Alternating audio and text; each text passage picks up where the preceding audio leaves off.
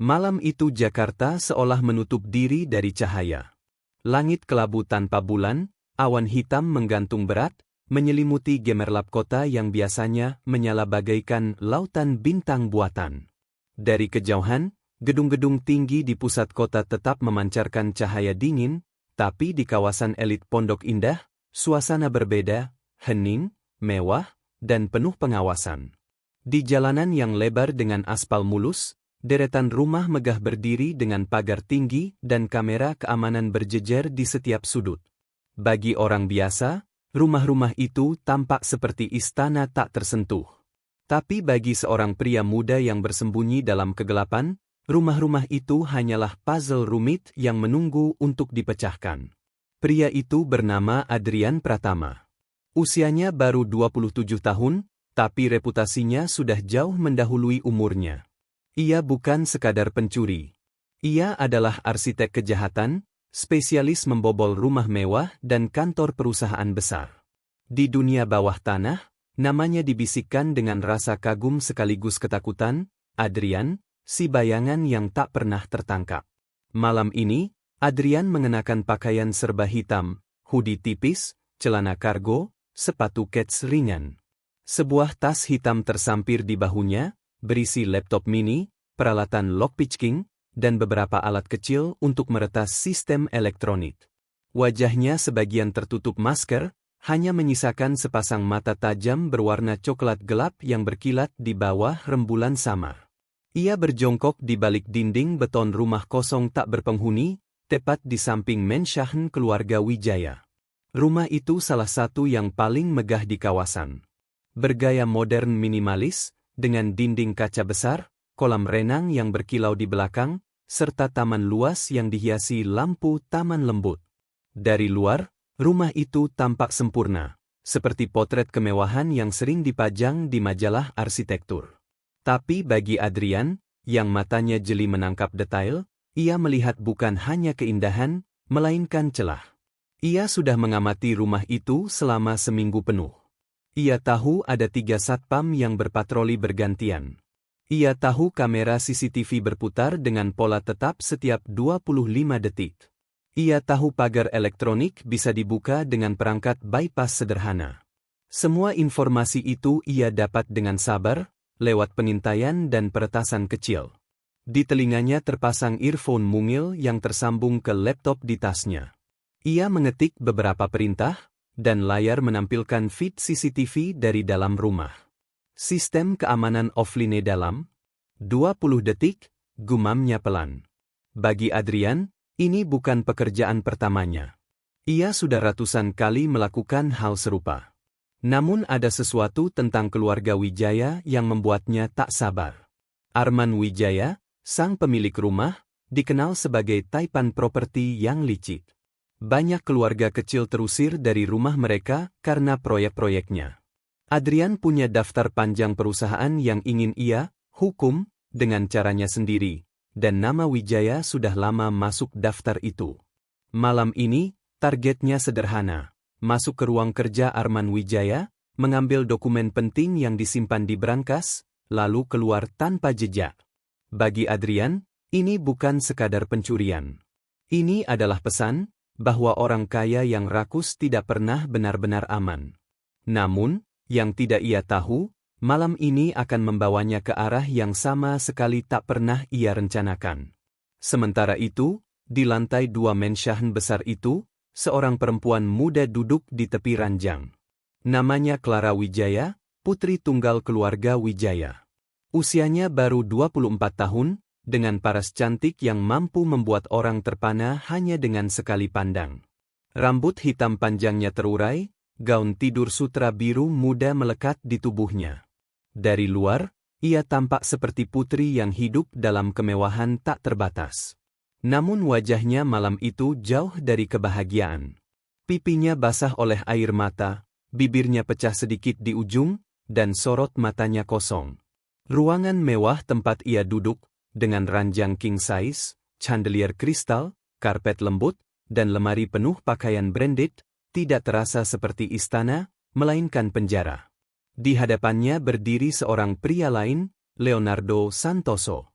Tunangannya. Seorang pewaris keluarga Santoso, keluarga konglomerat yang setara dengan Wijaya. Tinggi, tampan, mengenakan kemeja desainer dengan kancing terlepas, aroma alkohol bercampur parfum mahal keluar dari tubuhnya. Dari luar, Leo adalah pria idaman. Tapi dari dekat, ia adalah mimpi buruk. Kau dengar aku, Clara? Bentaknya dengan mata merah karena mabuk. Jangan pernah ikut campur urusanku.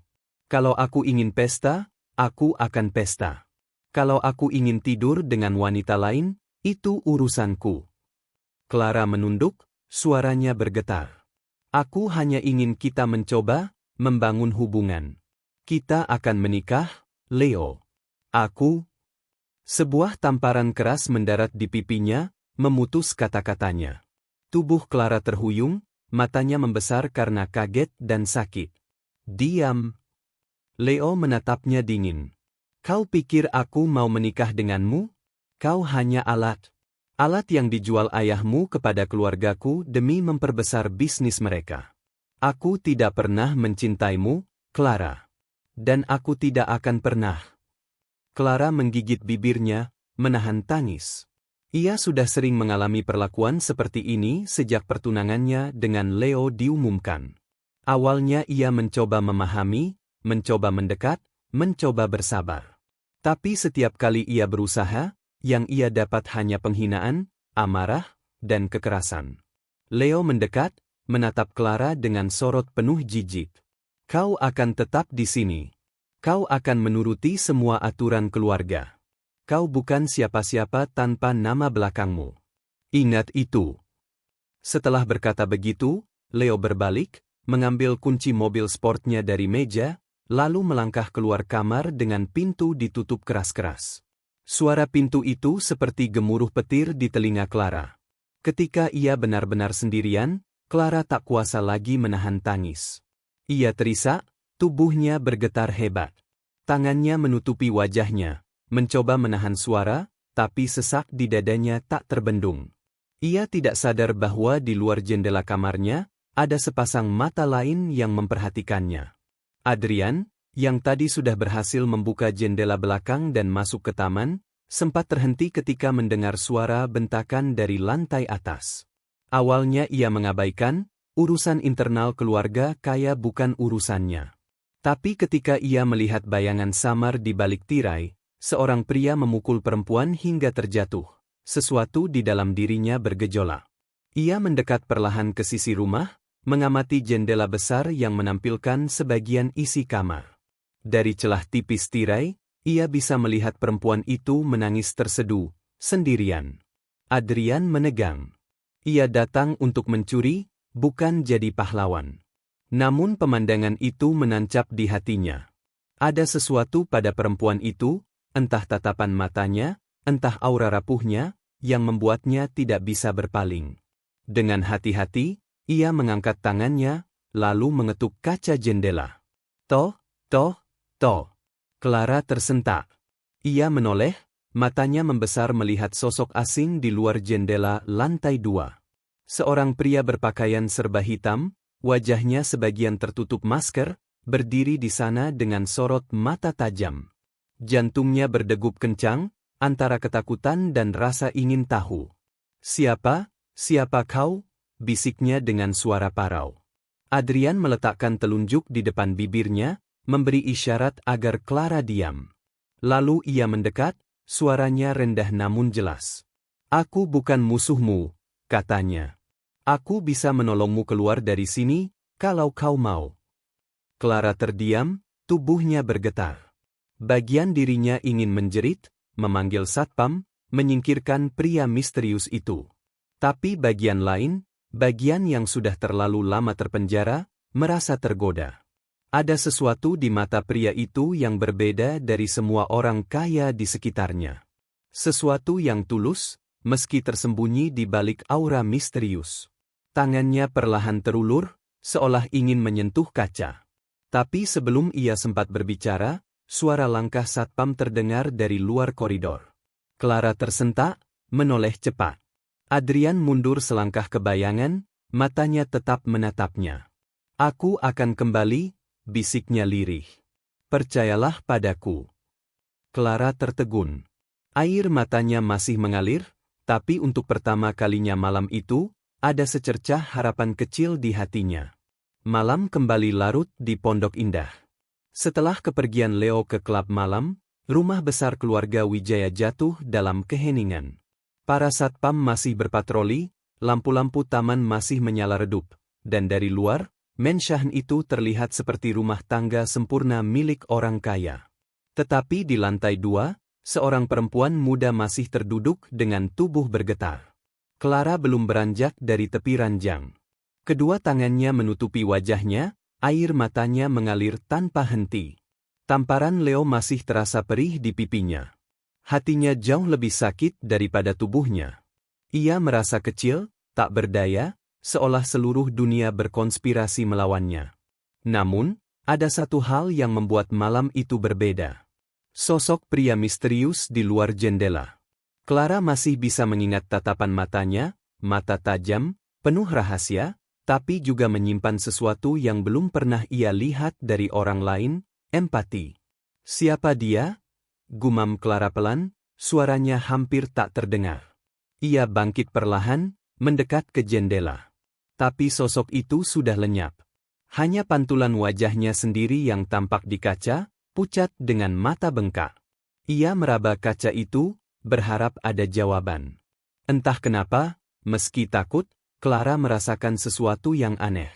Sesuatu yang mirip harapan, sebuah hal kecil yang selama ini hilang dari hidupnya. Di sisi lain kota, di sebuah apartemen kecil di kawasan Menteng Lama, Adrian sudah kembali ke markasnya. Ruangan itu jauh dari kata mewah. Hanya kamar berukuran sedang, dengan meja panjang penuh komputer, layar monitor, kabel berseliweran, dan tumpukan buku catatan. Lampu neon redup memantulkan cahaya dingin.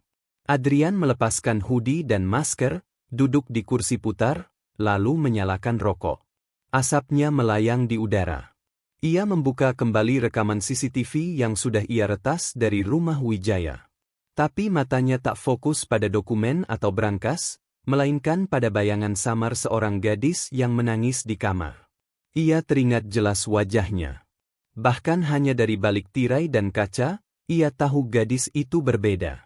Ada keanggunan, ada kelembutan, tapi juga ada luka dalam yang disembunyikan. Adrian menutup mata, mencoba mengusir bayangan itu, tapi gagal. Apa yang kulakukan? Gumamnya. Aku datang untuk mencuri, bukan jadi pahlawan. Namun hatinya menolak logika. Ia bisa saja pergi tanpa menoleh, tapi ia tidak. Ia bisa saja mengabaikan gadis itu, tapi ia mengetuk jendela. Itu bukan dirinya, setidaknya bukan Adrian sang pencuri. Itu Adrian sebagai manusia. Sambil memandangi layar monitor, ia bergumam, "Aku akan kembali, aku harus kembali." Keesokan paginya, Clara duduk di ruang makan besar bersama ayahnya, Arman Wijaya. Meja panjang itu penuh makanan mahal, croissant, buah impor, kopi hitam dari mesin khusus. Tapi Clara hanya menatap kosong. "Clara, aku sudah bicara dengan keluarga Santoso," kata Arman sambil membuka koran. "Pernikahanmu akan dipercepat. Itu baik untuk bisnis kita." Clara menelan ludah. "Ayah, aku tidak bisa menikah dengan Leo." Ia ingin mengatakan kebenaran, tapi kata-katanya tertahan oleh tatapan dingin Arman. "Cukup." Arman menatapnya tajam. "Pernikahan ini bukan tentang perasaanmu. Ini tentang keluarga. Kau harus belajar mengorbankan diri demi kepentingan besar. Jangan membuatku malu di depan kolega bisnis." Clara menunduk. Air mata hampir jatuh, tapi ia tahan. Ia tahu ayahnya tak pernah mendengar suaranya. Sejak kecil, ia hanyalah pion. Di kejauhan, Rani, asisten pribadinya, menatap Clara dengan iba.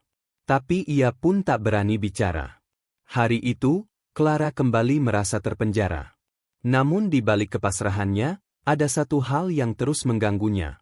Pria misterius di balik jendela semalam. Malam berikutnya, Clara sedang duduk di balkon kamarnya, memandangi langit.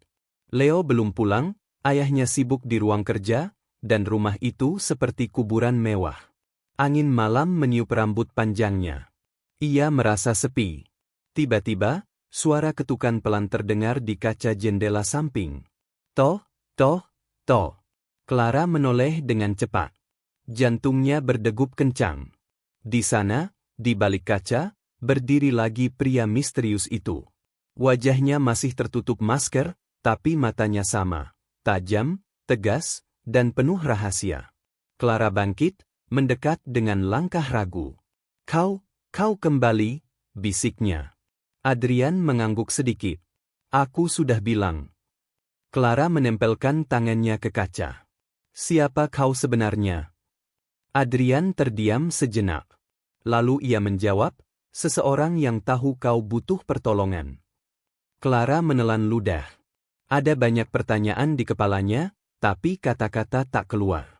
Adrian menambahkan, suaranya rendah, aku bisa membantumu keluar dari sini. Tapi kau harus percaya padaku. Kenapa? Tanya Clara, suaranya bergetar. Kenapa kau peduli?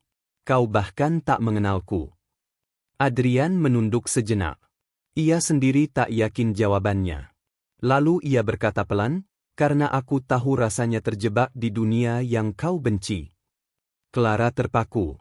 Ada kejujuran dalam kata-kata itu. Untuk pertama kalinya, seseorang tidak memandangnya sebagai alat, tidak menghakiminya, tidak menuntut apapun. Namamu siapa? Clara bertanya lagi. Adrian menatapnya sebentar. Adrian. Clara tersenyum samar di balik air matanya. Aku Clara.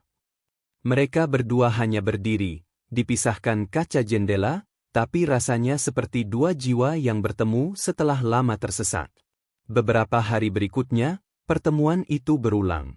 Adrian selalu muncul diam-diam, mengetuk jendela Clara di malam hari. Mereka berbicara lirih, saling mengenal sedikit demi sedikit.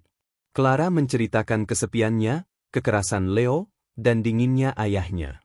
Adrian tidak menceritakan banyak, hanya sedikit tentang hidupnya yang keras dan bagaimana ia bertahan dengan caranya sendiri. Suatu malam, Clara bertanya, kenapa kau jadi seperti ini? Seseorang yang masuk ke rumah orang lain tanpa ketahuan. Adrian terdiam lama. Lalu ia menjawab, karena aku kehilangan segalanya saat aku masih kecil. Ayahku ditipu, ibuku sakit dan tak bisa berobat, rumah kami diambil oleh orang kaya yang tamak. Aku tumbuh dengan satu hal dalam pikiran, mengambil kembali dari mereka yang selalu merasa dunia milik mereka. Clara menatapnya iba. Tapi itu berbahaya. Adrian tersenyum samar. Ya, tapi aku tidak punya pilihan. Dan mungkin, dengan semua yang kulakukan, aku bisa menolong seseorang. Sepertimu. Hening. Angin malam berhembus. Mata mereka bertemu. Clara menggenggam kaca dengan erat, seolah ingin menembus batas itu. Jangan pergi. Aku tidak punya siapa-siapa lagi.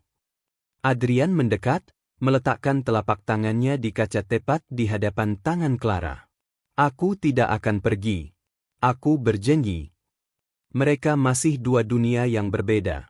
Clara sang putri terpenjara, Adrian sang pencuri bayangan. Tapi benih pertama sudah tumbuh, kepercayaan, harapan, dan mungkin, cinta. Hujan baru saja reda di Jakarta malam itu. Sisa rintik air masih menempel di dedaunan di halaman rumah besar keluarga Wijaya, memantulkan cahaya lampu taman. Dari luar, mensyahen itu tampak damai, seolah badai tak pernah singgah di dalamnya.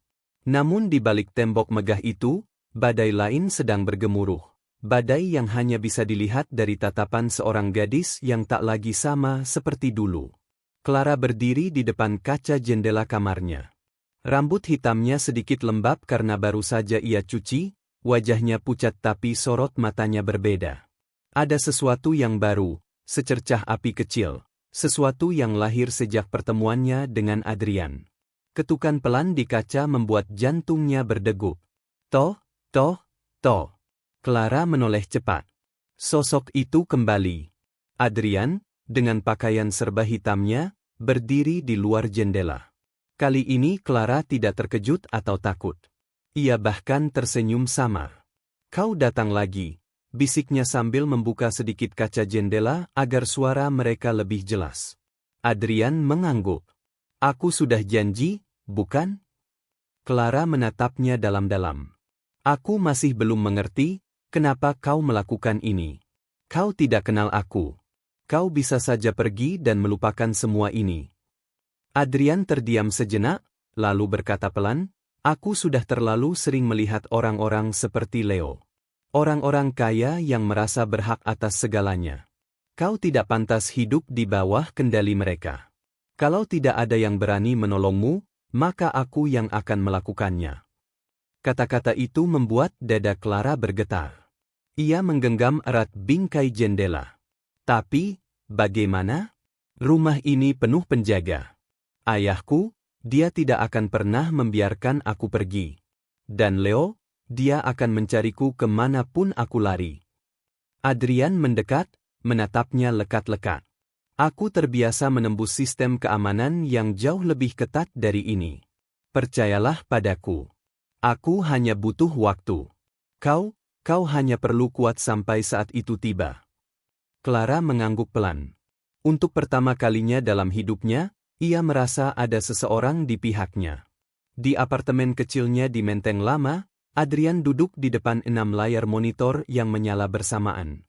Di salah satu layar, blueprint digital rumah keluarga Wijaya terbuka. Di layar lain, data perusahaan Santoso Group dan Wijaya Corporation berjejer, hasil dari peretasan yang ia lakukan dalam beberapa hari terakhir. Adrian mengetik cepat, matanya fokus. Ia tak hanya memikirkan cara membawa Clara keluar, tapi juga mencari cara untuk melemahkan kedua keluarga besar itu. Baginya, menolong Clara tidak cukup. Ia ingin menghukum mereka, menunjukkan bahwa uang dan kekuasaan tidak bisa membeli segalanya. Asap rokok tipis mengepul dari asbak di sampingnya. Di meja kecil lain, ada foto tua yang selalu ia simpan. Foto seorang anak lelaki kecil bersama orang tuanya di depan rumah sederhana. Rumah itu sudah tak ada. Orang tuanya sudah lama tiada, korban kerakusan orang kaya. Adrian menatap foto itu sejenak. Ingatannya melayang kembali. Adrian masih berusia 12 tahun ketika keluarganya kehilangan segalanya. Ayahnya, seorang pegawai kecil, ditipu dalam proyek perumahan oleh perusahaan besar, nama yang sama yang kini ia temui lagi, Wijaya Corporation.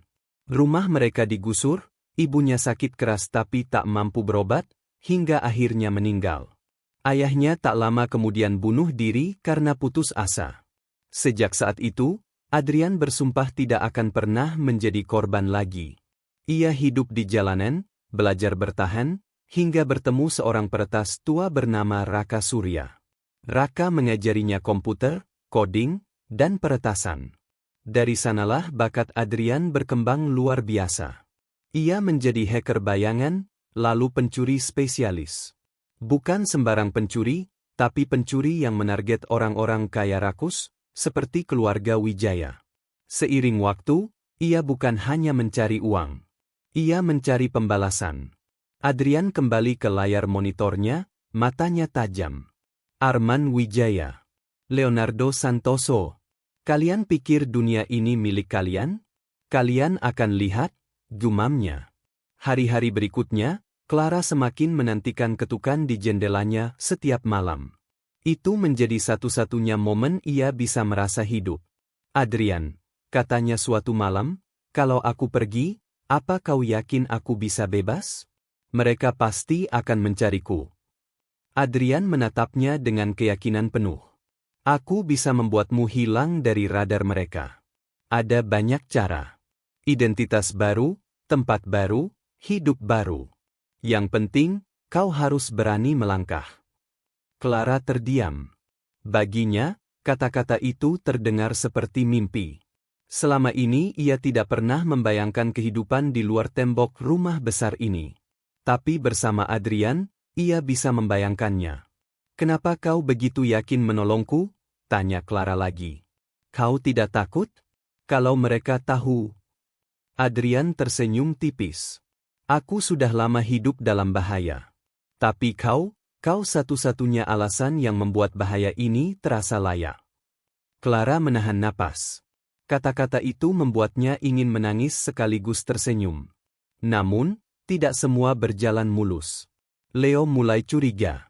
Suatu malam, setelah kembali dari klub, ia naik ke kamar Clara dalam keadaan mabuk berat. Ia menatap Clara dengan sorot mencurigakan. Aku dengar kau sering duduk di balkon malam-malam. Kau menunggu siapa? Hah? Ada yang kau sembunyikan dariku? Tanyanya dengan nada menekan. Clara tercekat. Ia berusaha menenangkan diri. Tidak, aku hanya butuh udara segar. Leo menyipitkan mata. Ia tidak percaya, tapi terlalu mabuk untuk memaksa malam itu. Ia hanya mendekat, mencengkeram dagu Clara kasar. Ingat, Clara. Kau milikku. Tidak ada orang lain yang boleh mendekatimu. Kalau aku tahu ada yang berani menyentuhmu, ia menempelkan jarinya di pipi Clara yang masih menyimpan bekas tamparan lama. Aku akan hancurkan mereka. Setelah itu Leo pergi dengan tawa mabuknya. Clara terjatuh di lantai, tubuhnya gemetar. Malam itu, ketika Adrian muncul di jendela, Clara langsung menangis. Aku takut, Adrian. Aku takut dia tahu. Adrian mengepalkan tangan. Kalau dia menyentuhmu lagi, aku bersumpah aku sendiri yang akan menghadapinya. Clara menatapnya, matanya penuh air mata. Jangan, itu berbahaya. Adrian menatapnya tegas. Aku sudah hidup dengan bahaya. Tapi aku tidak akan pernah membiarkanmu sendirian lagi. Dari situlah, rencana Adrian mulai berubah. Awalnya ia hanya ingin menyelamatkan Clara. Tapi kini ia tahu, ia harus lebih dari itu. Ia harus menjatuhkan Leo, bahkan mungkin menghancurkan seluruh permainan keluarga Santoso dan Wijaya. Di markasnya, Adrian menyusun strategi. Ia meretas data keuangan Santoso Group, menemukan bukti skandal korupsi dan pencucian uang. Ia juga menemukan dokumen ilegal milik Wijaya Corporation, tentang proyek perumahan bermasalah. Jika waktunya tepat, aku bisa membuat mereka saling menghancurkan, gumam Adrian sambil mengetik cepat. Namun satu hal yang ia tahu, untuk menyelamatkan Clara, ia butuh lebih dari sekadar peretasan. Ia butuh keberanian. Ia butuh waktu. Dan ia butuh Clara untuk percaya sepenuhnya padanya. Malam itu, lewat jendela, ia berkata pada Clara, aku sudah punya rencana. Tidak hanya untuk membebaskanmu, tapi juga menghancurkan mereka. Tapi kau harus siap. Begitu kita mulai, tidak ada jalan kembali. Clara menatapnya dengan mata penuh air mata, tapi juga dengan cahaya kecil yang tak pernah ia miliki sebelumnya. Aku siap. Adrian tersenyum tipis. Kalau begitu, malam ini adalah awal segalanya. Adrian mulai menyusun strategi besar bukan hanya untuk menyelamatkan Clara, tapi juga menghancurkan keluarga besar yang menjebaknya.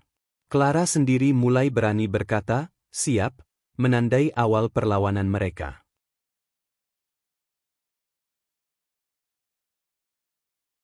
Malam itu Jakarta seperti biasa, penuh dengan cahaya lampu jalan yang berkelip di balik jendela kaca rumah mewah keluarga Wijaya. Namun di dalam kamar Clara, suasana terasa berbeda. Lampu temaram yang jatuh lembut dari sudut ruangan hanya menambah nuansa sepi yang sudah sejak lama menguasai hidupnya. Clara duduk di tepi ranjang, memeluk lutut, menatap jendela yang pernah diketuk oleh Adrian, pencuri yang kini menjadi satu-satunya orang yang membuat hatinya kembali berdegup. Adrian. Nama itu terus berputar di kepalanya. Seorang asing yang muncul dengan cara tak terduga, seorang pencuri yang justru memberinya rasa aman. Clara tidak pernah menyangka bahwa dalam kehidupan mewah yang penuh penjagaan, justru seorang kriminallah yang berani menanyakan kabarnya, menawarkan tangan di saat dirinya dipukul dan direndahkan oleh tunangan sendiri. Malam-malam berikut setelah pertemuan pertama itu, Clara dan Adrian sering berkomunikasi diam-diam. Adrian akan datang saat situasi memungkinkan, mengetuk jendela dengan pola tertentu, 2 kali cepat, sekali pelan. Clara akan pura-pura membaca buku atau duduk di depan meja rias, seolah-olah tidak terjadi apa-apa. Begitu yakin tidak ada yang memperhatikan, ia akan membuka sedikit jendela itu, membiarkan udara malam masuk bersama suara rendah Adrian. "Bagaimana hari ini?" tanya Adrian dalam sebuah percakapan. Suaranya tenang, seolah tidak sedang berbicara kepada seorang putri orang kaya di rumah mewah. "Buruk," jawab Clara lirih. "Leo semakin sering marah. Tadi sore dia hampir menyeretku keluar hanya karena aku menolak ikut ke klubnya." Adrian menghela napas, menatap Clara dengan sorot mata yang sulit diartikan. "Kau tidak pantas diperlakukan begitu. Aku bisa membawamu pergi malam ini juga kalau kau mau." Clara tercekat. Tawaran itu begitu menggoda, tapi juga menakutkan. Pergi bersama Adrian berarti meninggalkan segalanya, keluarga, nama besar, keamanan semu yang selama ini membelenggunya. "Aku tidak tahu apakah aku bisa," ucapnya akhirnya, suaranya nyaris patah. Adrian hanya tersenyum samar. "Kau akan tahu kapan waktunya tiba." Namun bayangan kebebasan itu tak bertahan lama.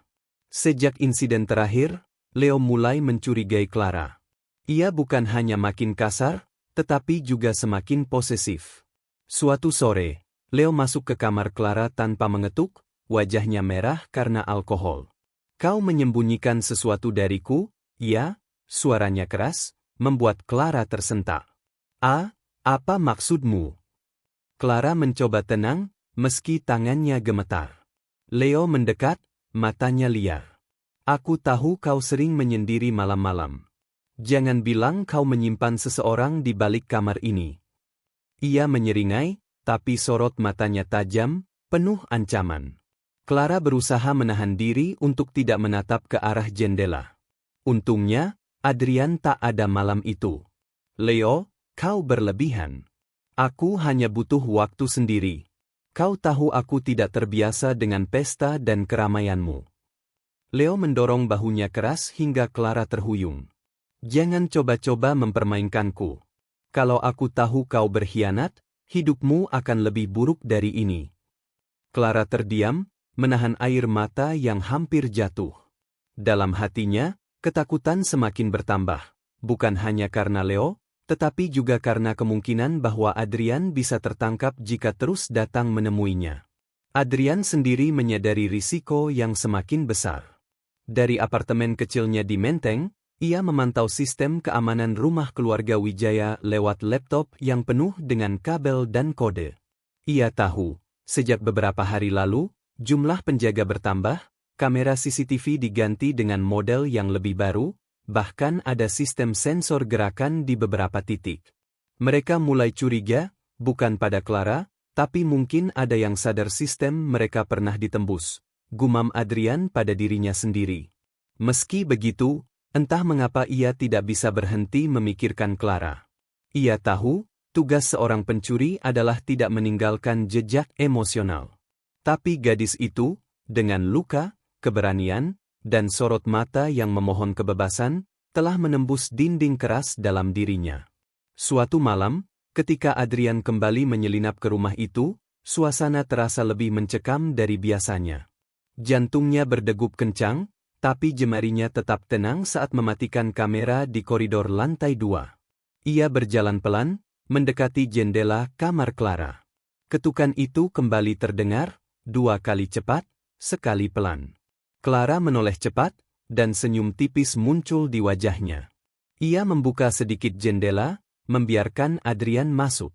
"Adrian," suaranya bergetar, antara lega dan cemas. "Ada apa?" tanya Adrian, matanya langsung menangkap ekspresi resah Clara.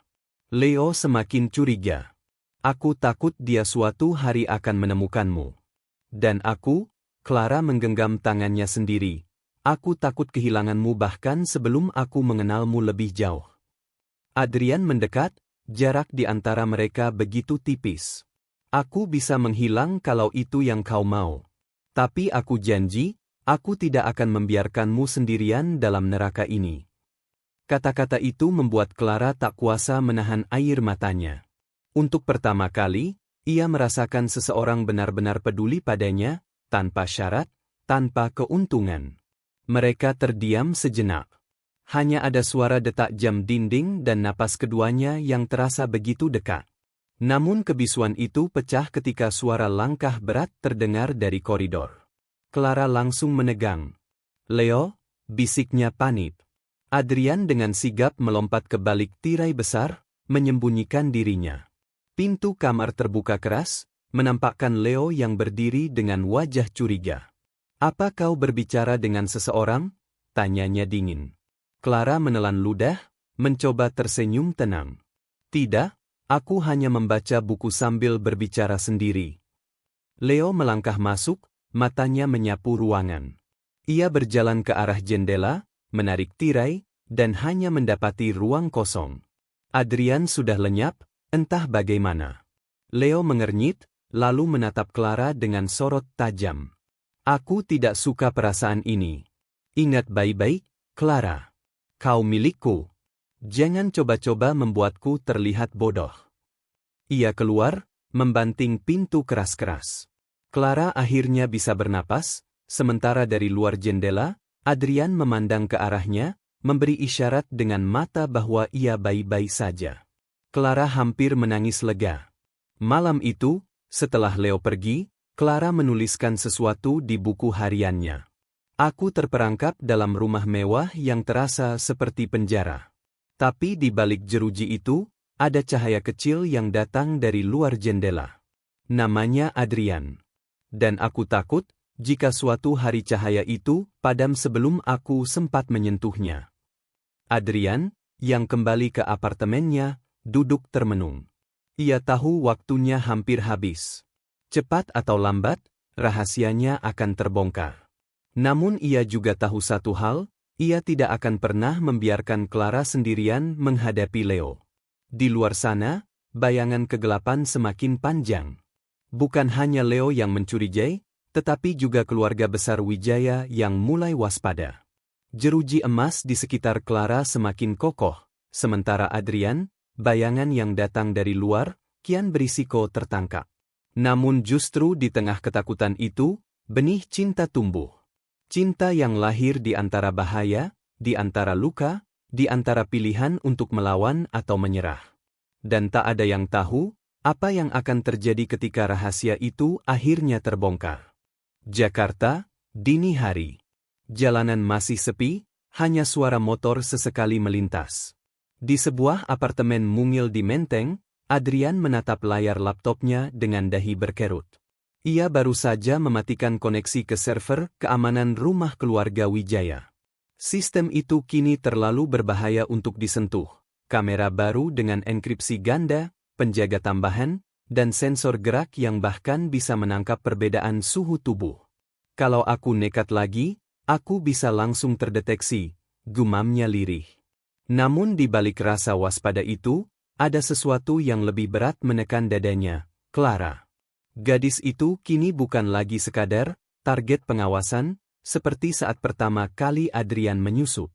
Clara sudah menjadi pusat pikirannya, alasan mengapa ia tetap berisiko mendekati rumah yang kini hampir mustahil ditembus. Sementara itu, di rumah keluarga Wijaya, Clara semakin terjebak dalam perang batin. Leo kian posesif. Setiap langkahnya diawasi, setiap kalimatnya dipelintir. Clara merasa hidupnya seperti dikepung bayangan yang terus menghantui. Pagi itu, saat sarapan bersama keluarga, Leo menunjukkan wajah ramah, topeng yang hanya dipakai di depan orang tua Clara.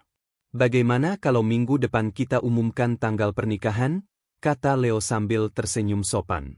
Papa Clara, seorang pengusaha properti, mengangguk puas. "Bagus. Semakin cepat semakin baik. Aku ingin memastikan anakku bersama pria yang bisa menjaganya." Clara menunduk, jantungnya berdegup kencang.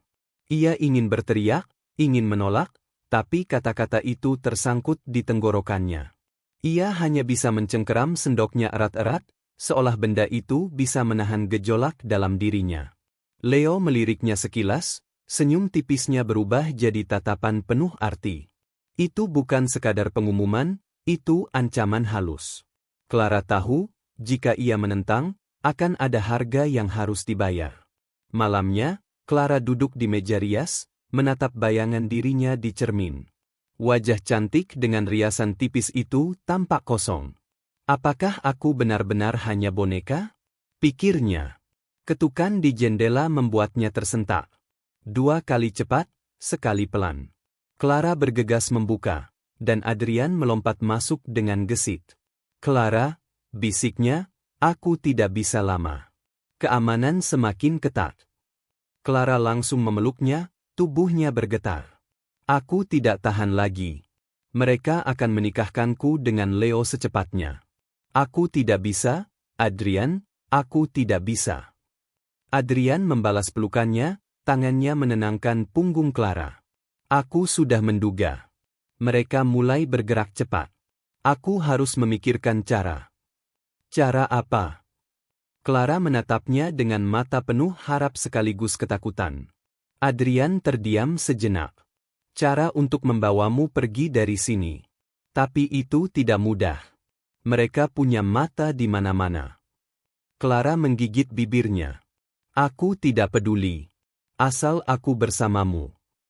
Adrian menunduk, menatap wajahnya dari dekat. Ada rasa bersalah di matanya. Ia seorang pencuri, seorang bayangan. Kehidupan yang ia jalani penuh risiko, penuh kegelapan. Apa pantas ia menyeret Clara ke dalamnya? Namun sebelum sempat menjawab, suara ketukan pintu terdengar. Bukan ketukan biasa, ketukan berat, penuh amarah. Clara, suara Leo terdengar dari balik pintu. Buka pintunya. Clara panik. Adrian segera menarik tubuhnya ke balik lemari besar. Clara buru-buru menutup jendela dan merapikan gaunnya sebelum pintu didobrak paksa. Leo masuk, wajahnya murka. Kenapa kau kunci pintunya? Hah? Clara mencoba tersenyum gugup. Aku sedang berganti pakaian. Leo mendekat, menatapnya lekat-lekat. Ia menyapu ruangan dengan matanya, seakan mencari sesuatu. Clara menahan napas, berdoa agar Adrian tidak ketahuan. Namun Leo terlalu cerdik. Ia mendekati jendela, menyibak tirai. Jantung Clara hampir berhenti. Untungnya, Adrian sudah menghilang lewat sisi balkon dengan kecepatan yang mustahil disadari. Leo menoleh padanya, matanya menyipit. Aku akan tahu kalau kau berbohong, Clara. Ingat itu. Setelah ia pergi, Clara roboh di tepi ranjang. Air matanya mengalir deras. Adrian muncul kembali dari balkon, wajahnya tegang. Kita tidak bisa seperti ini terus, katanya. Cepat atau lambat, dia akan menemukan kita. Clara menggenggam tangannya erat. Kalau begitu, bawa aku pergi. Aku tidak peduli kemana. Asal bukan di sini. Adrian menatapnya lama. Keputusan besar itu kini di hadapannya. Beberapa hari kemudian, Adrian mulai merencanakan sesuatu. Ia mengamati jadwal penjaga, memetakan jalur keluar, bahkan memikirkan transportasi rahasia untuk membawa Clara pergi. Namun rencana itu mulai retak sebelum dijalankan. Suatu sore, ketika Adrian kembali ke apartemennya, ia mendapati pintu dalam keadaan setengah terbuka. Nalurinya langsung siaga. Ia masuk perlahan, menemukan ruangan berantakan. Dan di meja kecil dekat laptopnya, ada secarik kertas dengan tulisan tangan. Berhenti sebelum terlambat. Kami tahu siapa kau sebenarnya. Adrian mencengkeram kertas itu erat, wajahnya tegang. Itu bukan sekadar ancaman biasa. Itu tanda bahwa rahasianya sudah mulai terbongkar. Di rumah Wijaya, Clara mendapat kabar mengejutkan dari Leo. Minggu depan kita bertunangan resmi. Semua tamu penting akan datang. Kau harus siap. Clara merasa darahnya berhenti mengalir. Minggu depan. Waktu mereka hampir habis. Malam itu, ia menulis di buku hariannya lagi. Aku tahu Adrian berusaha keras. Tapi bayangan yang mengintai kami semakin dekat. Aku takut. Bukan hanya takut pada Leo, tapi juga pada dunia Adrian yang penuh rahasia. Apa aku cukup kuat untuk berjalan di sisinya? Atau justru aku hanya akan hancur bersama? Di dua dunia yang berbeda, rumah megah penuh jeruji emas dan apartemen kecil penuh rahasia, dua hati yang terluka mencoba mencari jalan keluar. Namun bayangan pengkhianatan, ancaman, dan bahaya kini semakin nyata. Adrian tahu waktunya hampir habis.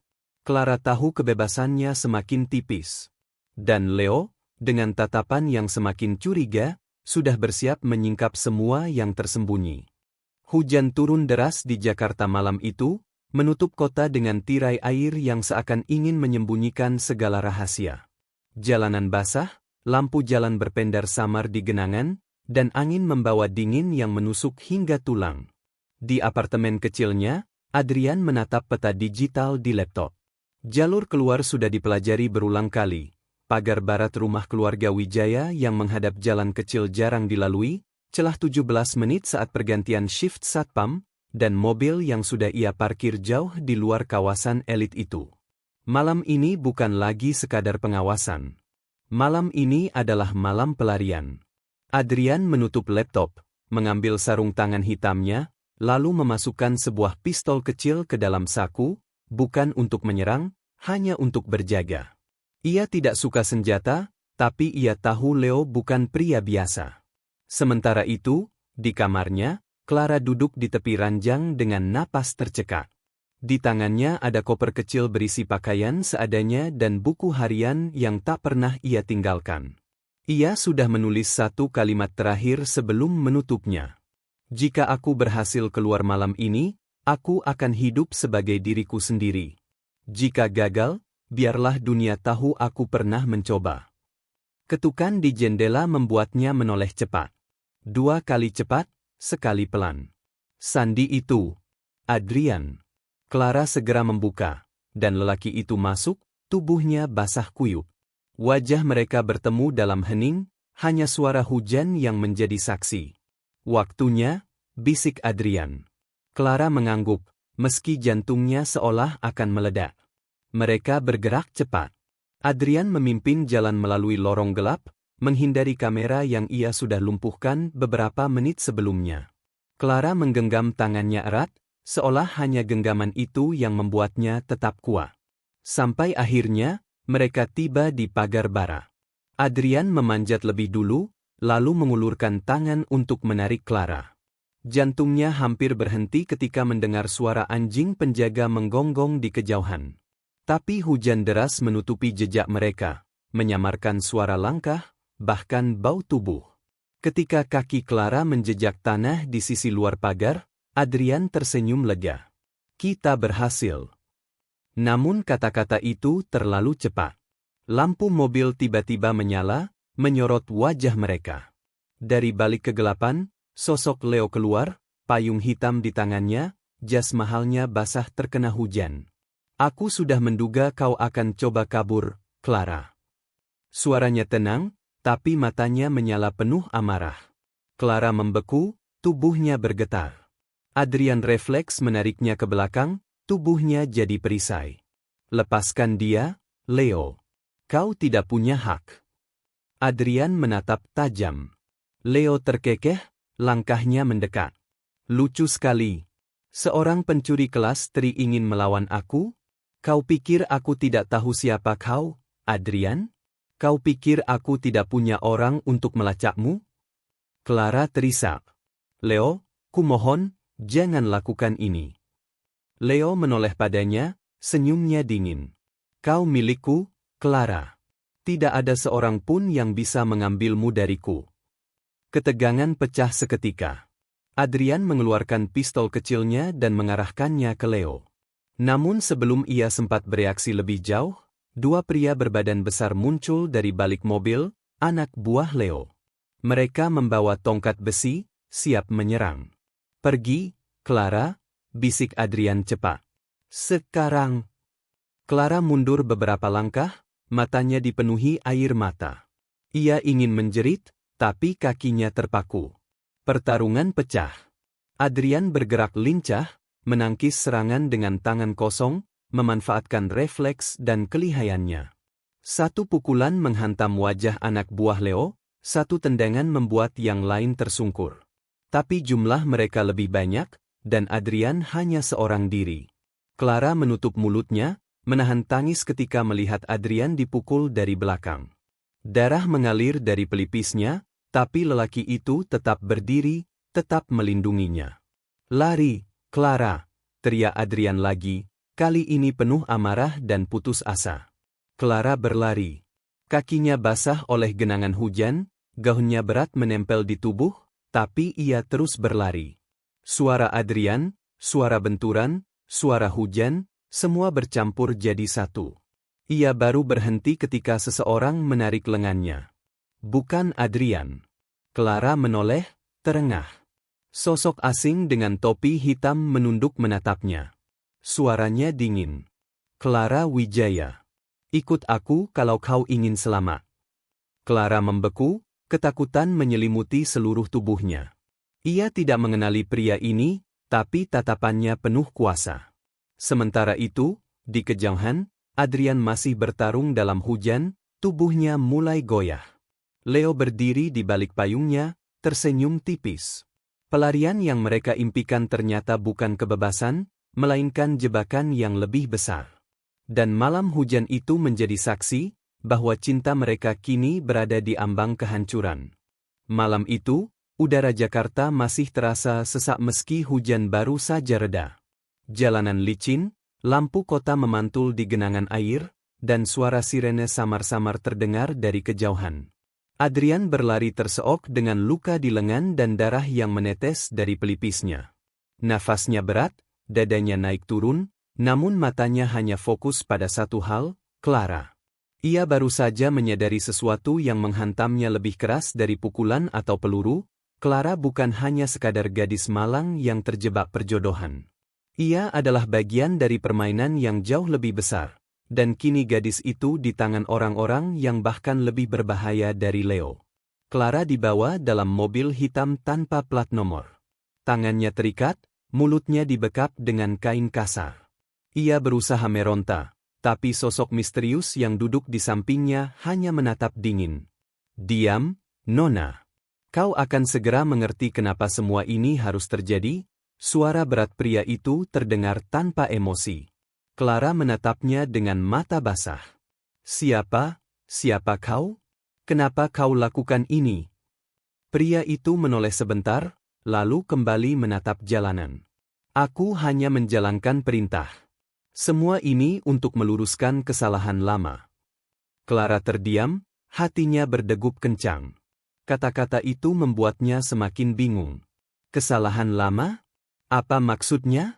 Mobil terus melaju, meninggalkan jalanan Jakarta yang ramai menuju kawasan gudang tua di pinggiran kota. Adrian tahu ia tak bisa melawan banyak orang dalam kondisinya. Luka di tubuhnya masih terbuka, tapi setiap langkahnya digerakkan oleh tekad. Ia berhasil melacak mobil hitam itu dengan perangkat kecil yang sebelumnya ia sematkan di jaket Clara, sebuah kebiasaan paranoidnya sebagai pencuri yang selalu mempersiapkan jalan keluar. "Clara, bertahanlah. Aku akan datang." Ketika ia sampai di area gudang tua, suara ombak dari pelabuhan terdengar samar. Lampu-lampu jalan banyak yang mati, menyisakan bayangan panjang. Adrian berjongkok di balik sebuah truk kontainer, memperhatikan dari kejauhan. Dua orang pria bertubuh kekar menarik Clara keluar dari mobil. Mereka menyeretnya masuk ke dalam gudang yang pintunya berkarat. Adrian mengepalkan tangan. Namun sebelum ia bisa bergerak, suara lain terdengar di belakangnya. "Sudah lama sekali, Adrian." Adrian menoleh cepat. Jantungnya seperti berhenti berdetak sejenak. Di hadapannya berdiri seorang pria paruh baya dengan setelan mahal, wajah dingin, dan tatapan tajam. Sosok itu adalah orang yang tak pernah ingin ia temui lagi dalam hidupnya. "Pak Arman Wijaya." "Jadi, kau masih hidup," kata Arman sambil melangkah mendekat. "Aku sudah menduga kau yang selama ini merusak sistem keamanan beberapa perusahaan kami. Pencuri berbakat yang selalu lolos. Dan ternyata, kau adalah bocah itu." Adrian menggertakkan gigi. "Diam. Jangan sebut masa lalu itu. Arman tersenyum tipis, senyum seorang predator. Kau pikir aku lupa? Ayahmu, seorang karyawan kecil di perusahaanku, yang berani melawan kebijakan. Ia mencoba membongkar skandal keuangan, dan lihat apa yang terjadi? Dia hancur. Keluargamu hancur. Kau menjadi pencuri. Kata-kata itu menusuk hati Adrian seperti belati. Ingatan pahit menyeruak, ayahnya yang meninggal penuh misteri, ibunya yang sakit dan tak tertolong, rumah kecil mereka yang disita. Semua karena permainan kotor keluarga besar yang dipimpin oleh Arman. Kau yang membunuhnya? Suara Adrian bergetar menahan amarah. Arman mengangkat alis. Bukan aku. Sistem yang membunuhnya. Dan kau, bocah malang, hanya pecahan kaca dari tragedi itu. Tapi lihatlah ironi ini, kau jatuh cinta pada putriku. Adrian menegang. Clara tak ada hubungannya dengan ini. Jangan seret dia ke dalam dosa lamamu. Arman tertawa kecil. Clara adalah pusat dari semua ini. Dia adalah pion terakhir dalam permainan bisnis kami. Dan kau hanya gangguan yang akan segera kunyahkan. Sementara itu, di dalam gudang, Clara mendengar percakapan samar dari luar. Suara Adrian. Suara ayahnya. Ia terdiam, matanya melebar. Hatinya berdegup lebih kencang ketika menyadari, Adrian mengenal ayahnya sejak lama. Air matanya jatuh tanpa ia sadari. Semua puzzle mulai menyatu, mengapa Adrian selalu begitu tajam, begitu penuh dendam, begitu tidak percaya pada orang kaya. Clara mulai mengerti, Adrian bukan hanya pencuri. Ia adalah korban dari kekuasaan ayahnya. Suasana semakin kacau ketika suara deru mesin mobil sport terdengar mendekat. Dari pintu gudang, Leo masuk dengan langkah mantap, diikuti beberapa orang suruhan. Wajahnya marah, matanya merah karena alkohol. Apa ini? Teriaknya. Kenapa tunanganku ada di sini? Dan kenapa ada si pencuri busuk itu? Arman menoleh tenang.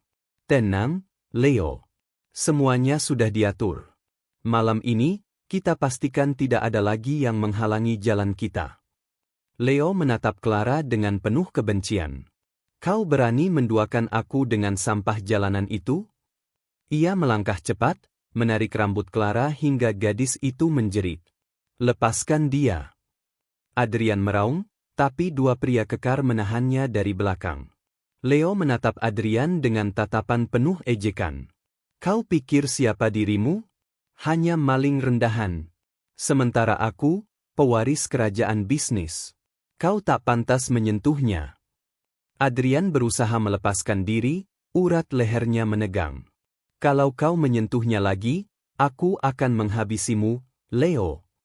Pertengkaran itu membuka semua luka lama. Clara menangis, berteriak, mencoba melawan ikatan di tangannya.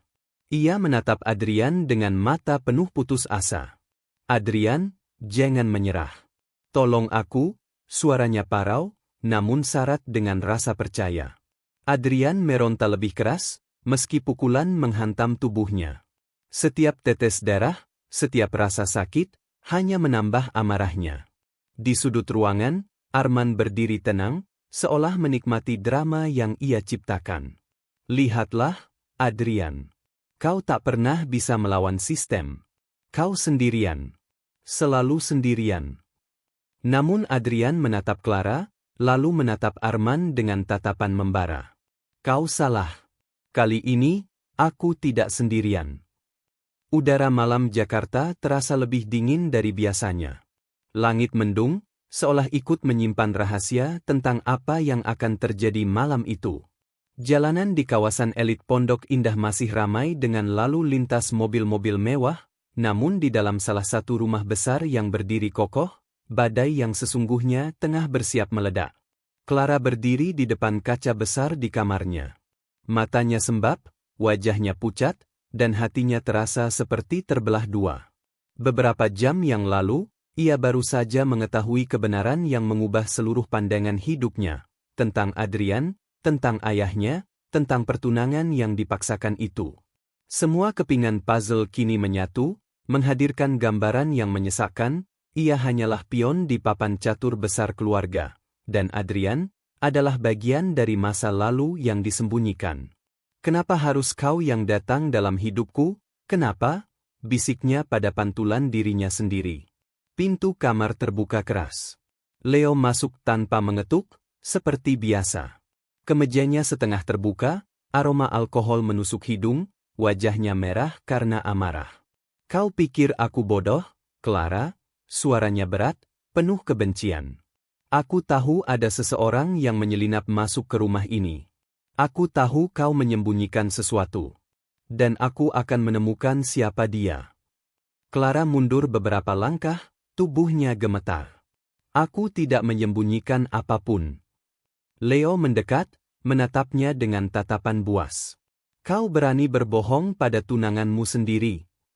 Tangannya terangkat, hampir menghantam wajah Clara, tapi kali ini Clara berani melawan. Ia menepis tangan itu dengan sekuat tenaga. "Cukup, Leo. Aku bukan boneka. Aku bukan barang dagangan keluargamu dan keluargaku.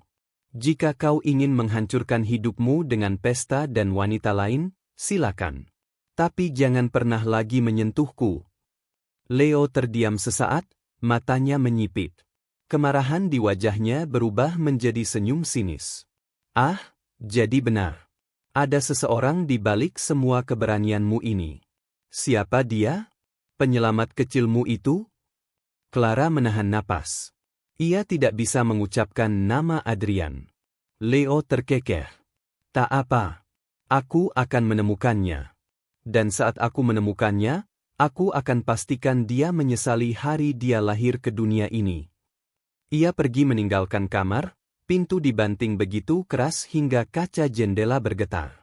Clara jatuh terduduk, air matanya kembali mengalir. Namun kali ini ada sesuatu yang berbeda. Ia tidak lagi merasa sepenuhnya lemah. Kata-kata Adrian beberapa malam lalu masih terngiang di kepalanya. "Jika kau ingin pergi dari tempat ini, aku akan menolongmu. Tapi keputusan itu harus datang darimu." Di sebuah apartemen kecil di Menteng Lama, Adrian duduk di kursi dengan tubuh penuh luka.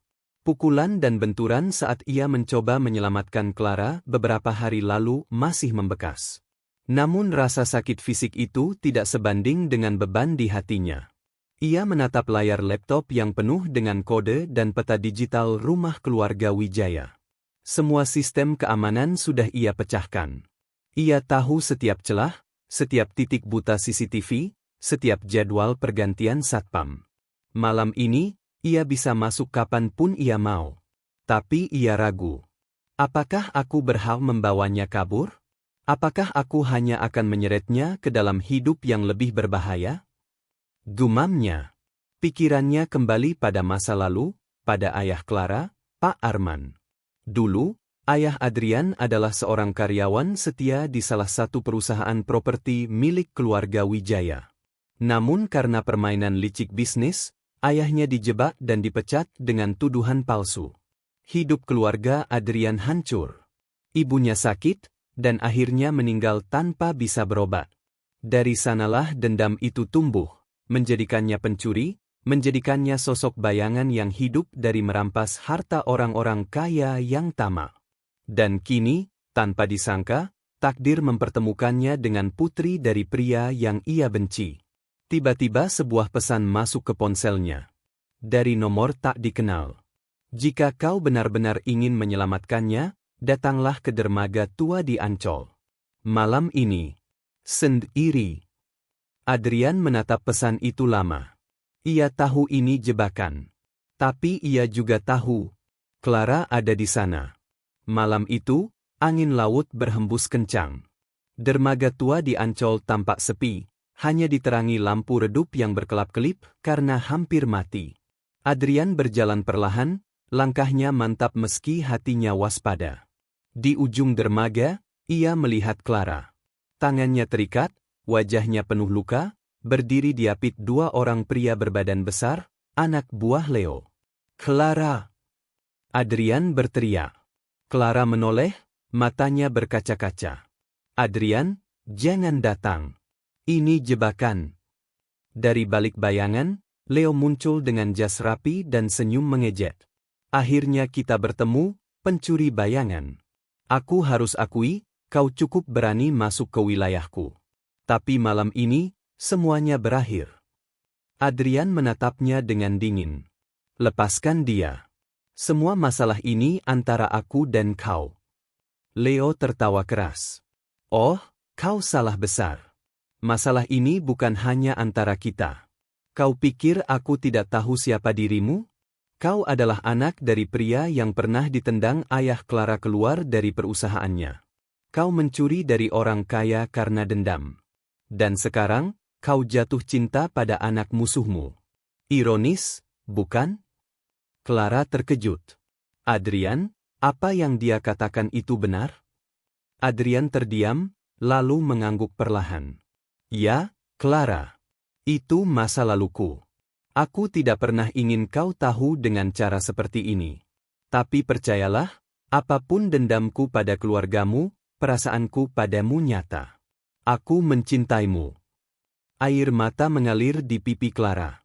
Hatinya hancur sekaligus dipenuhi keyakinan baru. Ia tahu, cinta ini bukanlah kebetulan. Leo melambaikan tangan. Anak buahnya mendorong Clara ke tepi dermaga, hampir jatuh ke air. Kalau begitu, pilihlah, Clara. Ikuti aku, dan aku biarkan pencuri ini hidup. Atau, pilih dia, dan kalian berdua berakhir malam ini. Clara terisak. Ia menatap Adrian, lalu menatap Leo. Pilihan ini bukan hanya tentang hidup atau mati, tapi tentang kebebasan atau penjara seumur hidup. Dengan suara bergetar namun tegas, Clara berkata, "Aku memilih Adrian. Aku lebih rela mati bersamanya, daripada hidup sebagai budakmu, Leo." Leo terdiam sesaat, wajahnya berubah marah. "Kau berani melawanku, Clara?"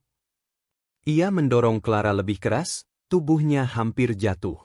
Dalam sekejap, Adrian melompat, melepaskan ikatan Clara, lalu menariknya ke pelukan.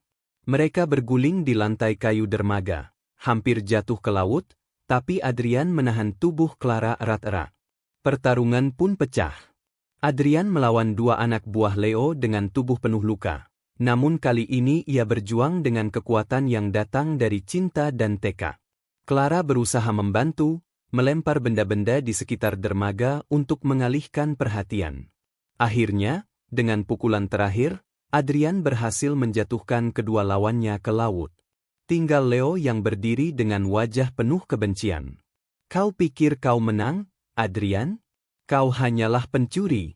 Dunia tidak akan pernah menerima kalian berdua," teriaknya. Adrian berdiri dengan nafas terengah, menatap Leo dengan tatapan penuh keberanian. "Mungkin aku pencuri, tapi aku tidak pernah mencuri kebebasan seseorang. Tidak seperti kau." Leo marah, menyerang Adrian dengan pisau yang ia sembunyikan. Namun Adrian berhasil menangkis, pisau terlepas dan jatuh ke laut. Mereka bergulat keras hingga akhirnya Adrian berhasil membanting Leo ke lantai dermaga. Polisi tiba tak lama kemudian, rupanya seseorang sudah menghubungi mereka, mungkin Rani yang diam-diam mengikuti Clara. Leo ditangkap bersama anak buahnya. Beberapa minggu kemudian, Clara berdiri di sebuah rumah sederhana di pinggiran kota. Bukan rumah mewah, bukan istana, tapi tempat di mana ia bisa bernapas bebas. Adrian keluar dari dalam rumah dengan senyum kecil, meski matanya masih menyimpan luka masa lalu. "Kau yakin ingin hidup seperti ini? Tidak ada pesta, tidak ada kemewahan. Hanya aku, dengan segala kekuranganku," kata Adrian pelan. Clara menggenggam tangannya erat. "Adrian, aku sudah hidup di rumah besar penuh emas dan kristal. Tapi itu semua hanya penjara. Bagiku, rumah adalah tempat di mana aku bisa merasa hidup.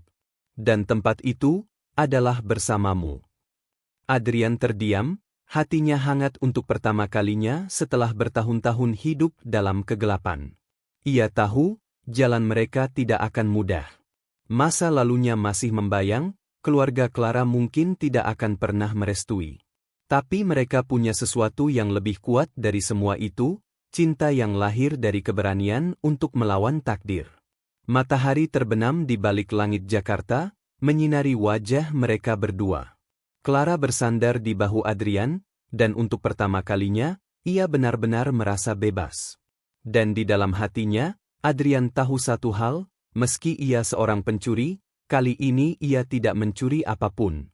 Ia hanya menemukan apa yang seharusnya menjadi miliknya sejak awal, sebuah cinta yang tulus, dan sebuah hidup yang layak dijalani. Tamat.